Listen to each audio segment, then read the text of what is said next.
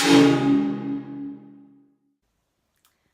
everyone, and today is another book review. Okay, so I have read A Winner's Kiss with Marie Rutkoski, and this is the third book in the series, which I'm not sure really why I started reading the third one. I looked at one of these bloggers on YouTube, and they recommended this book, and I thought I'll try to read it.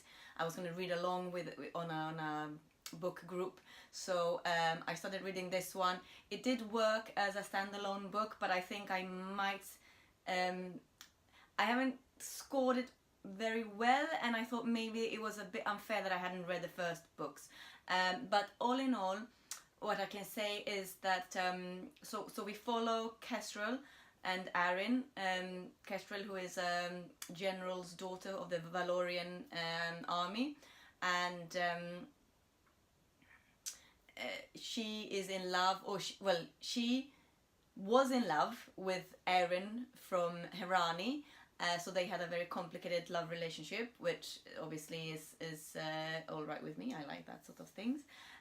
But so it starts off with that she's captured and she's drugged, and for some reason she's drugged for like a month, 2 times a day, and for that it must have been a very strong dose of very strong drugs, because then she forgets who she is for a very long time.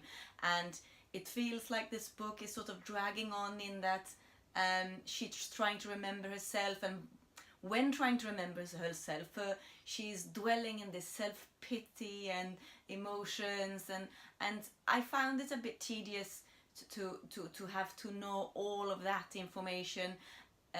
Looking back at the book and just remembering the events of the book, I feel it's a strong, there's a lot of things going on, and there's an intriguing, it's an intriguing plot. Is a war, but Marie's, if anything, you can't fault her at describing absolutely everything. She explains what they're drinking in their cups, what they are eating, what they're wearing, what scars they have, what they see, what they smell. So you get into the place, and sometimes a bit too much. Like, why do I want to know exactly the green liquid that's in their cup, which is like a foreign liqueur or something? It was a bit too much information, but if you like that sort of books where you do get into everything around you, the world building then was very solid. So you get to follow them and their adventures. So Kestrel then tries to remember, and she does come to remember who she is, and her relationship, and obviously it's get very complicated, and they're in the war, and they don't know if they're going to survive, and all of this. I don't, obviously, no spoilers in these reviews, so I'm not going to tell you how it ends, but I did find that I wouldn't now jump in to read the first and the second book, because I do like fast-paced books where the things are happening, and there's a bit more of a cheerful background as well. The relationship between Kestrel and Arin isn't much sort of a joyful event in this book where they banter, or it's just Arin being very worried about Kestrel's well-being, and there's a lot of emotions. It's a more of a drama than an action, I would say. And obviously there's the element of the gods as well, that Arin is praying to the gods, that helps them. So I find it's a very ambitious story. There's a lot going on.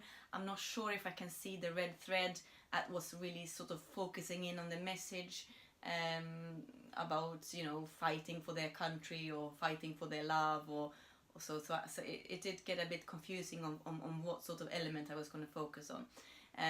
But as I said, for those people that likes to get into that sort of drama, war story, with a solid description based on everything around you, then this book is for you. And then obviously you can go and have a look at Marie Rutkoski's other work on the website, connect with her, connect with me, leave a comment below if you've read it, if you like it, if you disagree with my comments. Connect, subscribe, and that's it. Okay, I hope you enjoyed this review. Thank you very much. Bye!